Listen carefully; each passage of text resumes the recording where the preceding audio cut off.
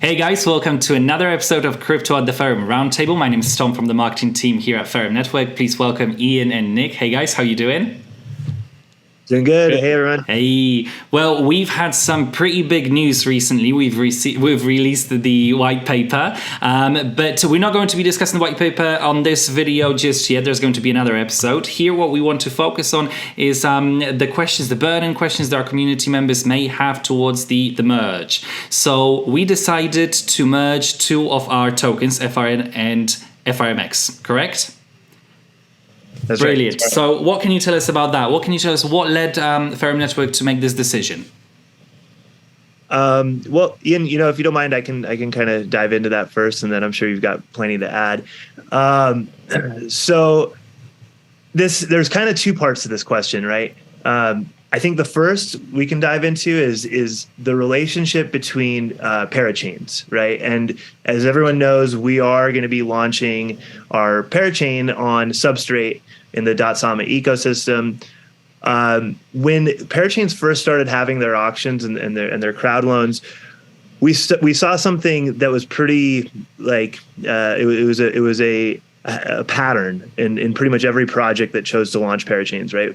You had people launching a parachain on Kusama and folks launching another parachain on Polkadot, right? So they were using the Kusama Canary network to basically create an incentivized testnet, and then another network that was being built on Polkadot that was more their enterprise grade solution.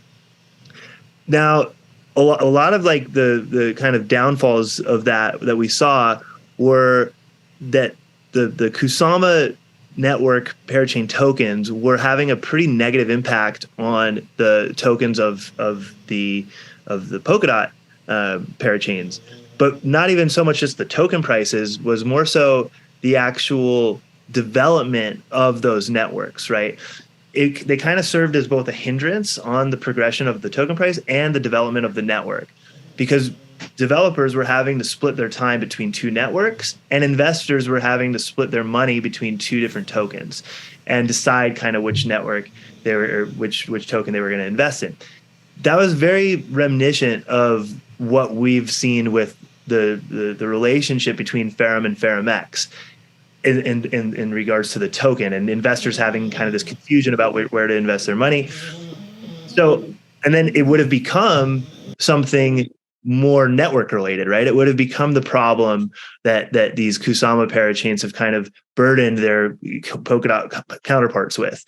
And then, so this was kind of always a thought for us. And then I went to Decoded in Buenos Aires, Argentina, and I actually got interviewed by these guys who interviewed Gavin Wood right before they interviewed myself. And I watched Gavin's interview right after Gavin Wood being the founder of Parity, which was the builders of Polkadot. And he said this was never their intention to have people build a Kusama parachain and subsequently, or in parallel, I should say, a Polkadot parachain. The idea was always to have people launch on Kusama first and then migrate over to Polkadot once they've stress tested and really understood whether or not that network could be an enterprise grade solution, which is what Polkadot offers. So after that, we saw a project called Kilt actually utilize that strategy. And they first launched on Kusama, then they migrated their token and their network over to Polkadot, and it went off without a hitch. It was seamless. It was all the talk of the .sama community. And so we started asking ourselves, look, is this really the way that we want to launch our two parachains? Do we really want to have a FRMx network and a Ferrum network? Is that going to serve as a drag on the network and the token itself? It's going to require double resources, double the attention, regardless of if one is neglected, it's still going to serve as a drag on the other. And so we wanted to rectify that the best way possible. And then in thinking about that, it led us to the second part of this question, right? Which is a network needs to have enough tokens in the reserves to be able to incentivize the behavior that you want on the network, whether that be through people building on the network. So, incentivizing your first group of builders building decentralized applications on the network. whether that be through people incentivizing folks to run nodes, in our case, quantum portal miners and quantum portal validators, QPMs and QPVs, and also to incentivize people to utilize these initial DApps on the network. Something like you've seen different kind of these initiatives that have taken place with networks offering 1% or 2% of their total token supply to early adopters of the network with these airdrops, right? Like Arbitrum did it, Optimism did it through platforms like Galaxy and things like that. So you want to have enough tokens in the reserves to be able to incentivize users, builders, and validators, right? Now, if you take Bitcoin, for example, if Bitcoin had never implemented the halvening, right?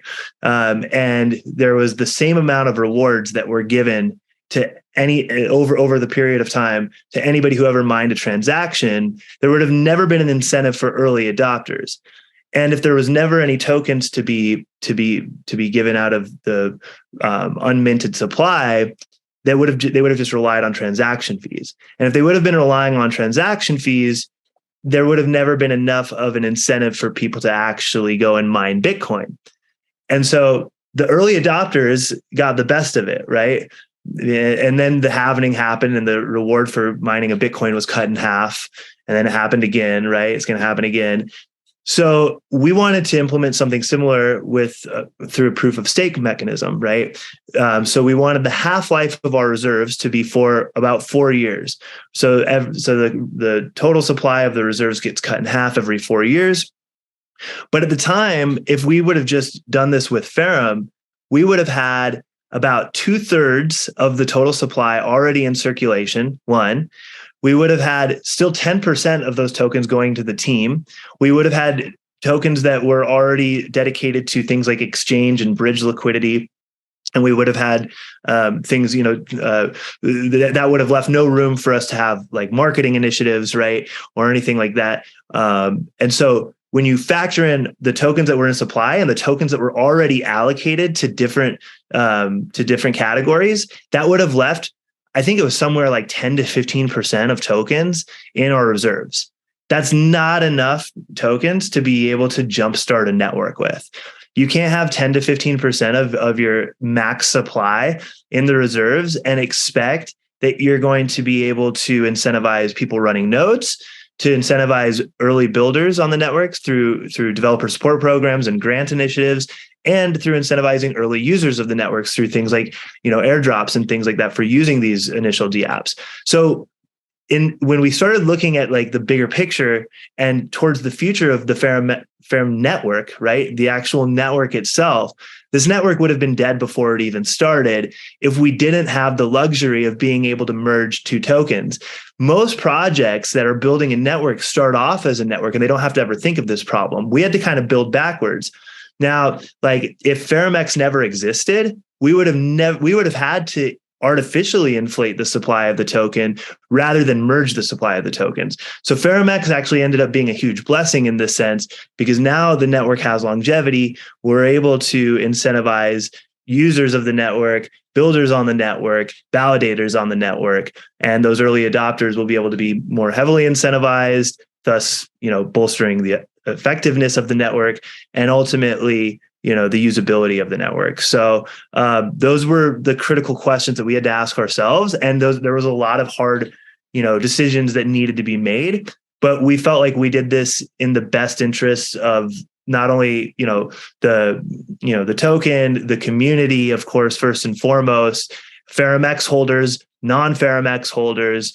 Everything was considered, and we've been working on this for months. And for every input that we considered, we factored in an output, and we really, really wanted to be sure that we were dotting our I's and crossing our T's. And the community has brought up, some good questions and some good feedback. And we've even kind of altered some of the things with these staking pools, the GC staking pool, the burn, to help kind of,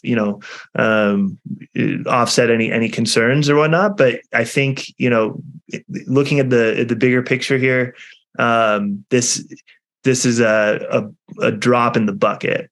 That's my take on it.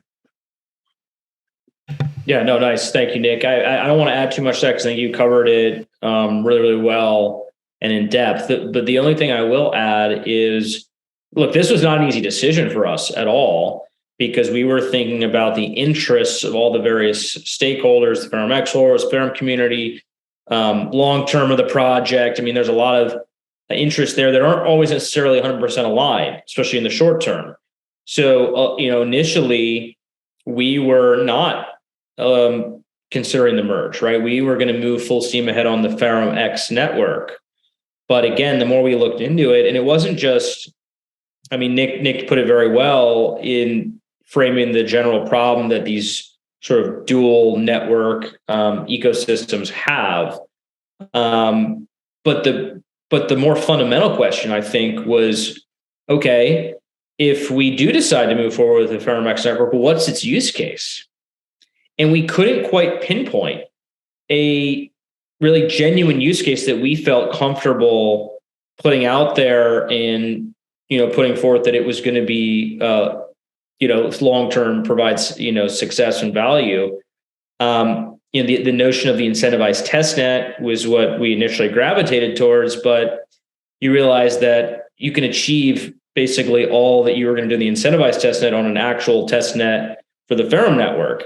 So it's like, okay, so that wasn't, that really wasn't a valid justification for having a whole separate network and a whole separate token economy around that. And we played around with many more ideas. I remember for like months, we were like, all right, we really need to make this work. We need to make FRMx work because we had the stakeholders, we had the governance committee, we had a lot of people had invested in a couple of thousand holders, and like this, we really want to make this work. But then the more we thought about it, okay, there isn't a use case that we felt comfortable really putting out there that we felt was valid, that the Ferrum network itself couldn't achieve. And then of course all the problems you have around when you have a dual token and a dual network ecosystem, inevitably one gets less attention from the team, from contributors, from investors, and then all the people who invested in that get kind of the short end of the deal just because they decide to latch on to the one that ultimately became a loser out of the two. So it was like, we don't want, obviously look in the short term, it's a big change. Some people may feel hurt and some people may have actually, just due to the price peg and stuff like that, felt like they lost money on that. And obviously that's terrible. That was never our intention. But if we looked over the long term, we were headed with Ferrum Network having its own blockchain. And even if we had done the FRMx network, I firmly believe that those people would have lost far more if we had gone with that plan than if we had just kind of pulled the Band-Aid off now and merged everything into Ferrum and just focus on Ferrum network, Ferrum token. Of course, everybody who had FRMx was airdropped an equivalent amount of Ferrum value based on their value and the price peg that we had done right before the merge. So everyone has Ferrum now that had FRMx. We can all stay focused, team, community, and of course, as the network comes out, the validators and the builders, everything like Nick said. So overall, look, change is tough. And this was a big thing for us, and we did not take it lightly at all. And we still don't. But I think long term, I don't want anyone to judge this from today, right? Like, or based on just today. Let's look in 6 months, 1 year, 2 years, 5 years, and see how things went. And then kind of think, okay, what would have happened if we had really tried to do two networks? I don't think it would have gone well over the long haul. And I think people will come to appreciate that over time. But look, we're here. If there's any questions, concerns, we're still, taking in those feedbacks and coming up with different initiatives to help solve some of the valid concerns that have been raised. Hopefully those have mostly been solved. But yeah, look, appreciate everyone's support. This was definitely not an easy decision, and that's really what I want to convey. We did not take it lightly, and I hope that came across for everybody in the community. One more thing I would like to make abundantly clear is that this wasn't this was a merge, right? This was the merging of it. You can kind of think of it as like a merger and acquisition, right? An M&A, rather than in like traditional stocks. When you hear of like dilution, this was merging the value of one token with the value of another token. So when Ian alluded earlier to, some folks may feel like they have lost due to the price peg of FRMx and Ferrum at the time. Nobody lost anything because everyone was airdropped a proportional amount of FRM to FRMx. Now, there were certain people that said that they felt that they were always supposed to hold a 1 to 10,000 ratio of Ferrum and FRMx, and that ratio came in under at the time of the price pegging. So that's why we're offering these traditional staking pools, specifically the GC VIP pool, to make up the difference between the 8,600 and the 10K. That was not our plan originally, but getting enough feedback from everybody, we felt like that was the right thing to do, and so we're giving folks a way to make up that difference without artificially inflating the supply of the circulating supply. So again, a lot of thought went into that, but I just wanted to make that abundantly clear, is that when you think of, like Ian mentioned, some folks may feel like they lost, but everyone was airdropped a proportional amount of FRM, and there's ways that we're making up the difference of the 1 to 10K ratio that some felt they may have needed to obtain or maintain, I should say. So, yeah. No, that's brilliant. Thank you guys so much for explaining that. Actually, one of my next question was, were there any implications for the existing FRM and FRMx token holders, and was there anything that basically affected their holdings? Well, I mean, the merge itself was pretty significant effect, you could say, on their holdings. Anyone who held FRMx was airdropped the equivalent amount of Ferrum. There was a number of things that we did post-merge that I think should be helpful to people. Obviously, launching Crucible and Arbitrum. Crucible staking is our sort of sustainable DeFi 2.0, sustainable staking DeFi 2.0 product, where you can stake and earn rewards based on the transaction fees that everybody pays by being a part of that ecosystem. So we launched that at basically the time of the merge. A couple of days later, we also are opening up traditional staking pools, single asset staking. Three options, kind of short, medium, and long-term option. Folks can check out the merge staking page on our site for more details around that. And then we also announced a governance staking pool that Nick mentioned, which provides a very high rate of APY to really thank our longest term, sort of our really core supporters for sticking through this sort of challenging transition. So those are all implications. But I think again, taking a step back and looking over the long haul, people,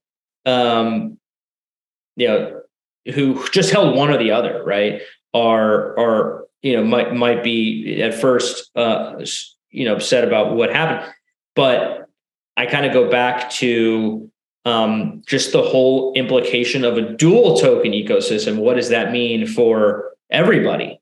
If you are new to Ferrum and you come in and there's two tokens, well, you're oftentimes, maybe you're splitting your investment between the two. You're focused on one, not the other, whatever the case may be. Value that otherwise would have gone to just one is getting split. It might be 50-50, it might be 75-25, whatever the case may be. It's not good really for the whole, and it kind of hurts the holders of either one, you could say, right? Versus having just one token now that, again, that we can focus on, that investors, there's no confusion, there's no, choice to be made. It's just, you have one. All the utilities, by the way, have been wrapped up. FRMx utilities governance in particular have been wrapped up and added to Ferrum. Also the pre-sale holding requirements have been moved over to Ferrum and increased based on the merge and the ratio that was that happened over there. So look, short term, these are big changes, no doubt, but I just encourage everyone to judge it based on 3 months, 6 months, 1 year, 2 year, 5 years from now. and then we can really know whether it was the right decision.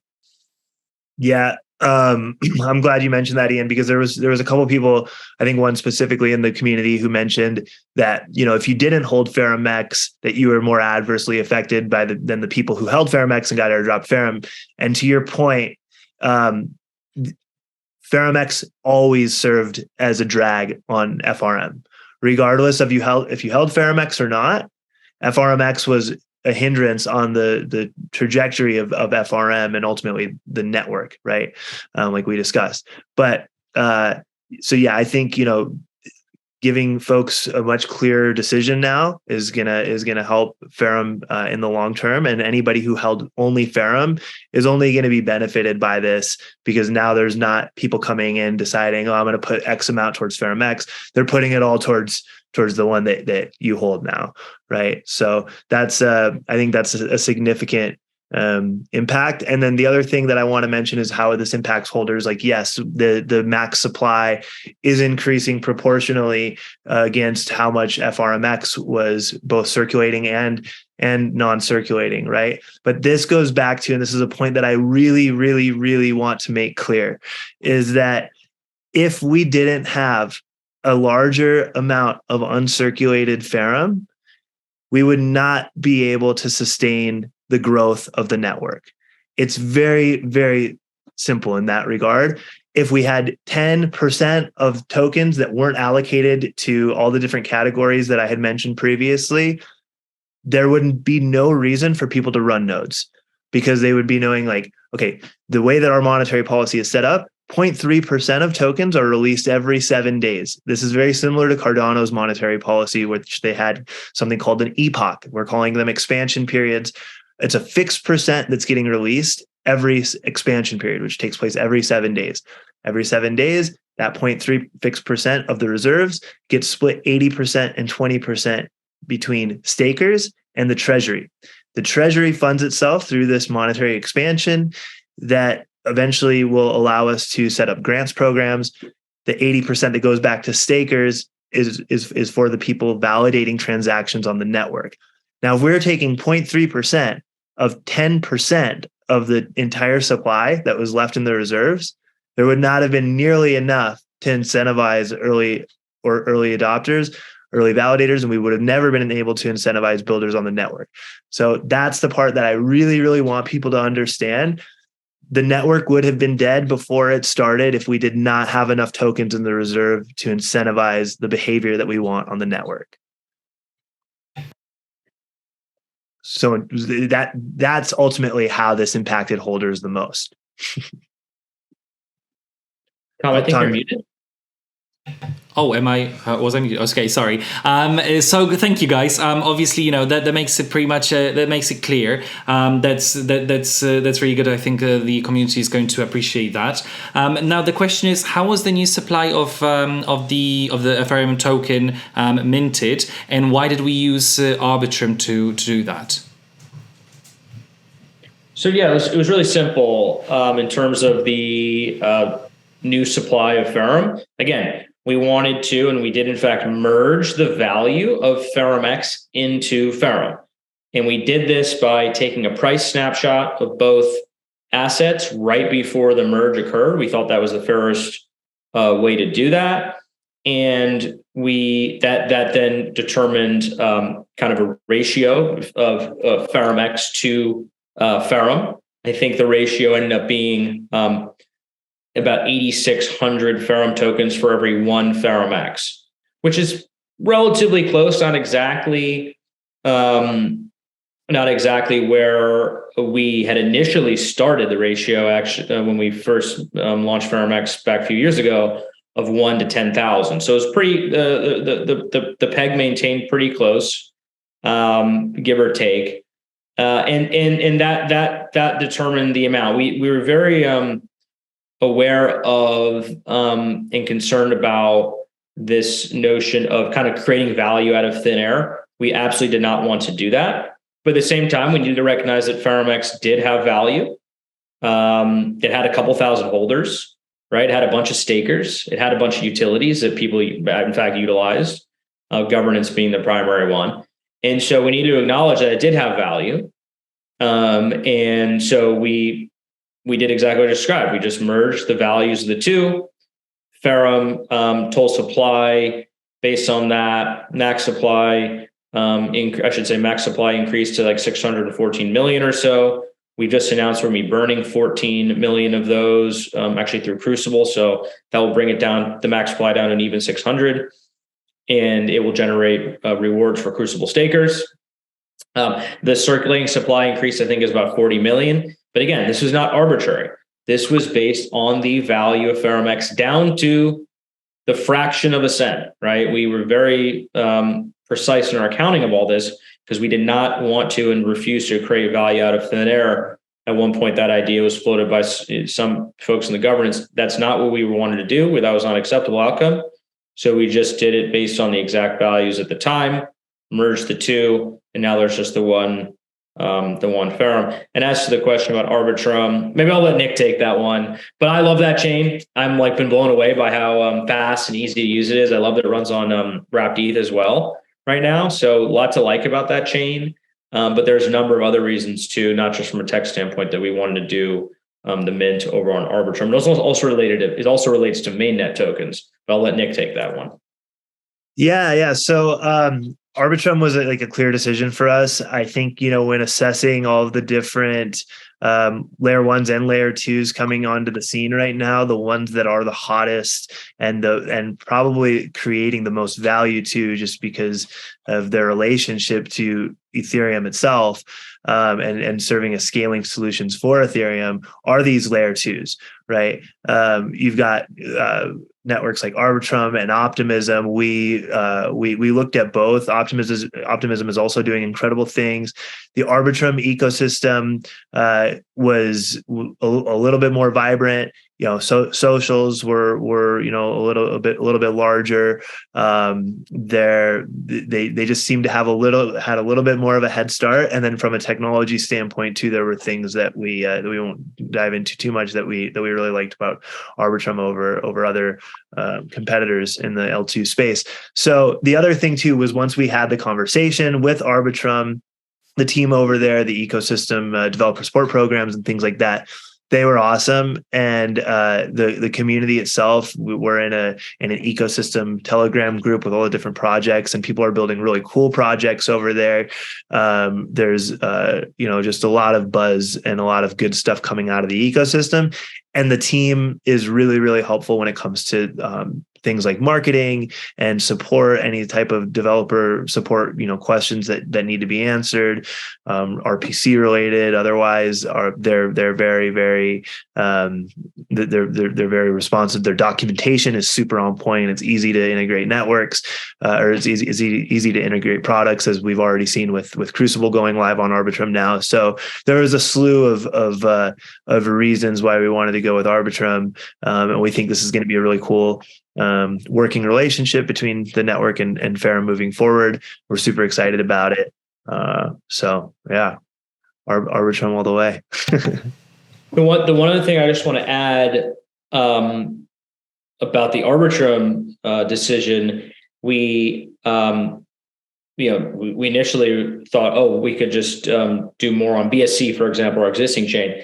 The thing is, this is really just kind of part one of, you could say, the plan around and the token in which chain it's going to go on. We're actually going to be, once the Ferrum Network itself is out, we are going to be burning a whole bunch of tokens on Arbitrum and replacing them with equivalent amount on the Ferrum Network, so there can be tokens on the Ferrum Network. By that time, multi-swap will be out, so we'll be able to seamlessly swap assets across various chains, including the Ferrum Network.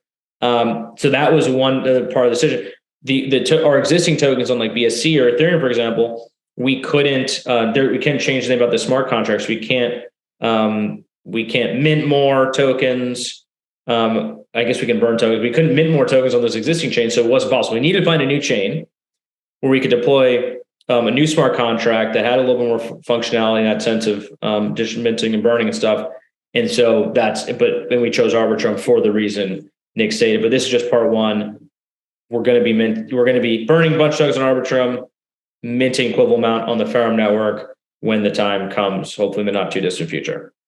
Yeah, I'm glad you mentioned that, Ian, because all those reserve tokens that exist on Arbitrum now will eventually exist on the Ferrum network itself, so that when people are actually running nodes, the tokens that they're earning for running nodes, the tokens that we're incentivizing through our grants programs, the tokens that we're airdropping to folks perhaps for what do you call it, like using some of these initial decentralized applications on the network, that will all be on Ferrum Network, which is super cool.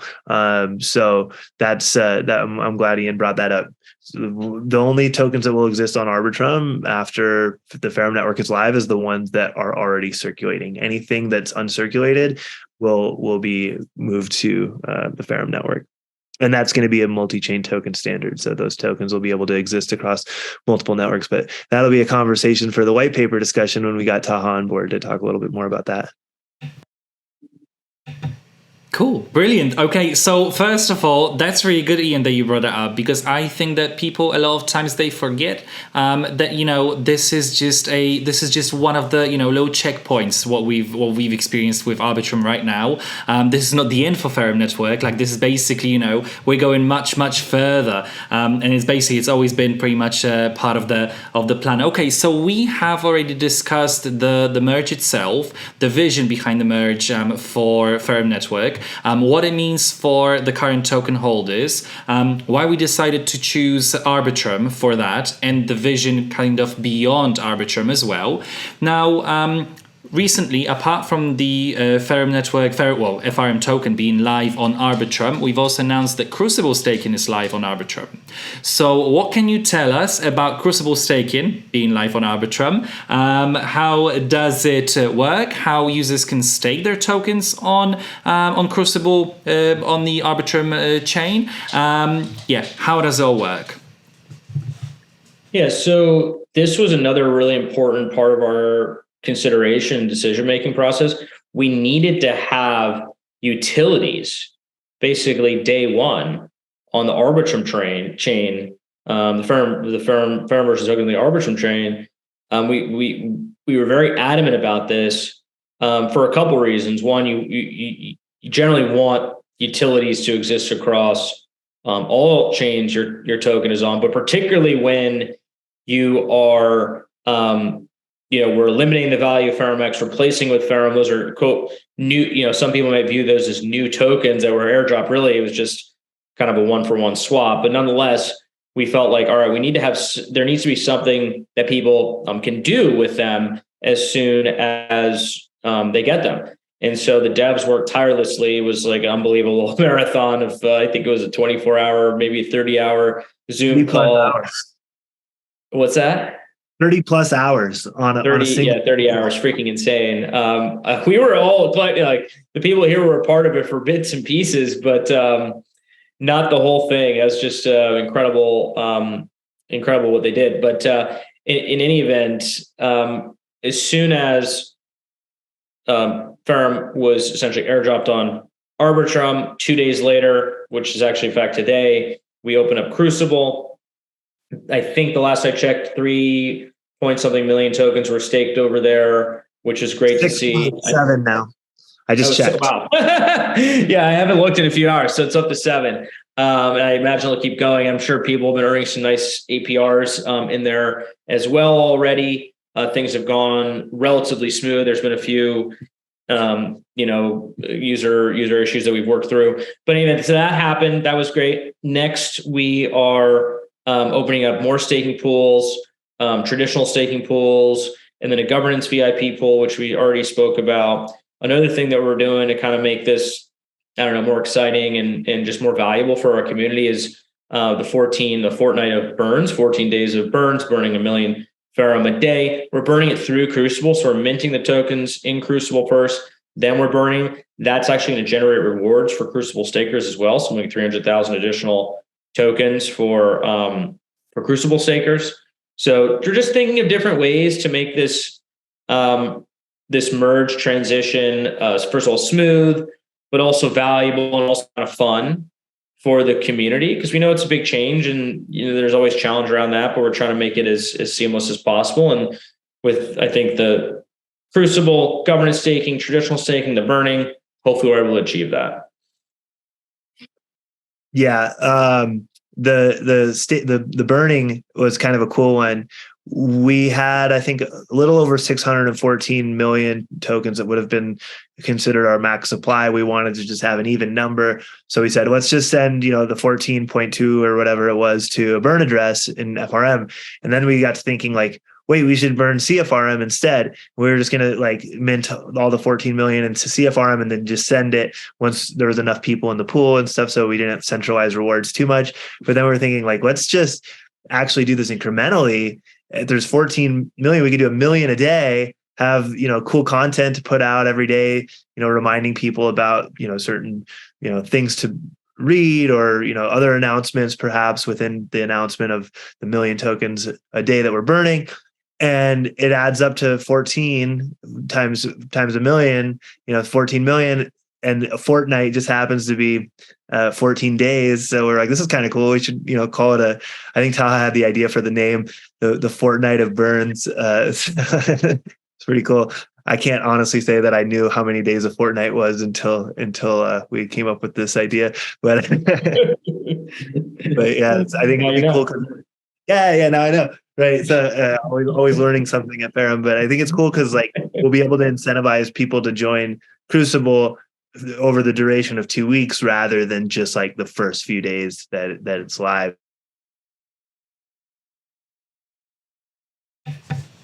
Oh, did we lose Nick? Oh, is he speaking or? He looks like he froze, but I thought he was done actually. Yeah, that's what I was actually thinking. Okay, well, Nick's going to come back probably. So let's just give him a moment. Now, Ian, just to move on smoothly to the next topic. So the fortnight of burns, that's obviously super exciting, and I think that it's probably one of the biggest events that I've seen in a while now. Burning 14 million FRM tokens. That's huge. That's a lot. There's going to be very busy 2 weeks, next 2 weeks for us. But apart from burning the tokens, there are also some new staking pools that we are going to be introducing in the coming days and weeks. We've got the merge pools that we've already teased as a little announcement on our Telegram channel in one of the announcements. But there are also the governance VIP staking pools. What can you tell us about those? Yeah, so we have basically 2 sets of pools that we're going to launch. They'll open up for staking in about a week from now. I think March 14th is the day that they'll be opening. Today's the 7th, so we have 7 more days. Maybe it's the 15th, I forget which at this point. But in any event, we have 3 pools that are, I'd say, widely accessible for any community member. Even if you have one Ferrum token, you can stake that. I think earn APR as high as 14%. We wanted to keep those APRs more or less consistent with what you could expect from Crucible, so that Crucible or these traditional staking pools, one was not so much more compelling than the other that it was just, one was going to be not utilized at all. So we want to keep it more or less consistent. So you can stake over there. Anyone can stake over there. And then we want to do something special for the governance council. In particular, we got a lot of feedback around the merge, impact of the merge, price peg, things of this nature. It was not an easy problem to solve because you have the interests of the people who are predominantly FRMx holders versus the interests of the people that are predominantly or only Ferrum holders versus the interests of the project over the long haul, not interested in, having a tremendous amount of inflation because that's bad for the protocol over the long term. So it's challenging to sort of balance all those interests, but we came up with something that you thought was kind of a nice compromise solution, which is the governance staking pool. Anyone with 420,000 Ferrum tokens, which would be the amount that all governance council members were guaranteed to have after the merge and the airdrop from the merge. So if you have a minimum of that amount by, I believe it's next Tuesday, your address will be whitelisted, and you will have access and be able to stake into this high APY. I think it's 65% over 3 months staking pool, which actually does not cause a whole heck of a lot of inflation. We look, after having crunched the numbers, but it's a way of thanking the governance council, thanking them for sticking with us through this big transition. And then the final point that's very important: the requirements for staying in the governance committee are actually going to increase after the conclusion of this pool. So this means that if the people who stake in that pool want to continue in governance, and there's a lot of benefits to that: access to exclusive seed and pre-sale opportunities, referral rewards we give to GC members, of course, voting on many elements of Ferrum and our ecosystem, and other benefits as well. If you want to stay, you'll have to actually stake the tokens that you earned in this staking pool, because the requirement is going to increase to 450,000 Ferrum should you want to be in governance. So it's actually shouldn't cause really any inflation, in that people will likely stake. I'm guessing almost everybody who participate in that will then just restake their rewards, just knowing what we have coming up. Bull market hopefully comes in the next year or two. So I suspect many will stake. But it was it was a lot of moving parts. I want to thank the governance council for giving us feedback and not holding back at times with how they felt about the merge, because some people felt like they were negatively impacted. We want to try to our intention was never to hurt anybody with the merge. We wanted to just set Ferrum on the right footing going forward, setting us up for success over the long haul, making sure that people held FRMx, held both. We're all taken care of, and feel positive about it. So look, do I think that every single person is happy? No, of course not. This is compromise solutions all around, right? Everything the merge is a compromise in a sense.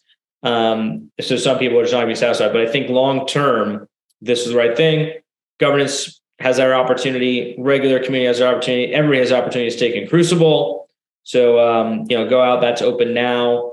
I think the APRs are probably pretty high, as they tend to be in the early period of Crucible opening. So look, want to thank everyone, and appreciate your support. No, that's brilliant. Thank you. I think that a lot of people that might have had difficulties to really fully understand the merge and the vision behind it, I think that we've actually made it much clearer for a lot of people right now. So thank you for that. We've explained, the goals behind the merge of like what you've said, the longevity of the project, of the network, the vision for the actual Ferrum network as the mainnet as well, and what we're going to do, why we chose Arbitrum to do that, how people can earn rewards and actually work on Crucible with the staking pools. The traditional ones, and also the ones that we're going to be launching very, very soon. So there's and the fortnight of burns, burning 14 million FRM tokens. That's huge. So I think that always it's not just in crypto. Whenever you're in doubt, zoom out. It's also when it comes down to projects themselves. Whenever you're in doubt, just look at the bigger picture of what we're trying to achieve, and where we actually go in the long run. We're still very, very early, not just in crypto, but also Ferrum Network. It's still very early days. So thank you so much, Ian, and Nick's obviously dropped off for some reason. Probably just some connection issues, but thank you Nick, for your input as well. Guys, just to let you know, all the information and all the announcements, links to all the announcements, chronologically, they're going to be in the description of this video. The article about the merge as well, all the links that everything that you need to know will be in the description. So go click on that and check all of the links out. And Ian, what's next? What can we expect in the nearest future? Yeah, look, this is just a stepping stone. The merge is really just a stepping stone to bigger and better things for us. I'm looking forward to the next sort of community update like this that we're going to do around the white paper. We released the white paper the day of the merge, kind of thinking and hoping that people would focus on that to some degree, and just understand what the long-term vision of Ferrum is all about, try to understand about the different node opportunities, running nodes, the network itself, use cases, all this stuff. And I think a lot of people did actually read that. So thank you. But we need to do another piece of content around that, because the merge has taken up a lot of attention. But I think it's time to shift that back to the fundamentals. The next thing, from a sort of a big picture standpoint, on the product side, is going to be the next phase of multi-swap, our multi-chain DEX aggregator product, which is already doing EVM to non-EVM swaps from EVM networks to Kudos, or to Cosmos-based network. We'll be adding more networks. We'll be doing the second phase of alpha, hopefully pretty soon. I'm told by the end of the month. That's according to the roadmap and to the devs. So looking forward to that. We're making a lot of progress on the mainnet itself. Quantum Portal Explorer, from a design sort of UI standpoint, is pretty much ready to go. I understand a tremendous amount of work has been done on the back end. I expect there'll be big news around the testnet coming out in the not too distant future as well. And we're always thinking about other little products, other little features we can add to our either existing suite or our upcoming suite of products. So different features around multi-swap, trying to add more utility to the Ferrum token or Crucible Ferrum token through multi-swap. So there's just a ton coming. And the merge was really just that foundational step we needed to take in order for us to get to the next level, 3 months, 6 months, 1 year, 2 year, 5 years from now, is very important for us. But I am looking forward to long-term with Ferrum, and I hope everybody else is too. Wonderful. Thank you so much, Ian. Guys, if you've got any questions regarding the white paper that you want us to answer in the next video, please drop them below in the comments as well. The link to the white paper, so you can go and check it out, is also in the description. Ian, thank you so much for being here. Thank you for explaining everything to us, to the community. I'm pretty sure that this actually made it all much clearer for everyone. Nick, wherever you are, I believe you're still with us, but wherever you are, thank you so much as well. Guys, if you've got any questions, don't hesitate to get in touch with us. We're always here for you. And yeah, thank you for staying with us. Thank you for being with us. Thanks, guys. Thanks, everybody. See you soon.